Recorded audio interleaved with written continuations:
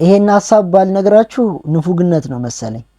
እኛ የመጨረሻዎቹና ሌሎቹ የሚለው የዳንኤል ክብረት የወግ ስብስብ ውስጥ የሰው ሐውልቱ ከሚለው ጽሑፍ ላይ አንዷን አንቀጽ ብቻ ላንብብላችሁ።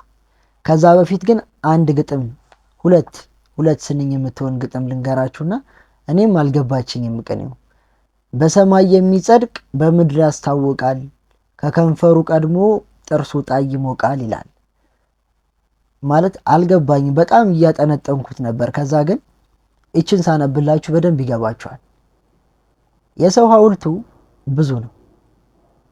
ሰው በዚህ ምድር ይኖራል፣ በታሪክ ውስጥ ይኖራል፣ በሰዎች ሕሊና ውስጥ ይኖራል፣ በልጆች ውስጥ ይኖራል፣ በስራ ውስጥ ይኖራል፣ በአጸደ ነፍስ ውስጥ ይኖራል። አነዋወሩ ግን ይለያያል። በበጎ የሚኖር አለ፣ በተቃራኒውም። ለሌሎች ሐውልቶች ለሚኖረው አነዋወር ግን በምድር ላይ የሚኖረው ኑሮ ወሳኝ ነው። ከዚህ በኋላ ያለውን መጽሐፉን ገዝታችሁ አንብቡት። ኤኒዌይ ግን ግጥሙ ግልጽ የሆነላችሁ ይመስለኛል። ሀሳብ አስተያየት ካላችሁ አሳውቁኝ። ሙሉውን ከፈለጋችሁ ተረክላችኋለሁ። ይመቻችሁ። ሰላማችሁ በያላችሁበት ብዝት ይበል። ሰብስክራይብ ማድረግ እንዳይረሳ።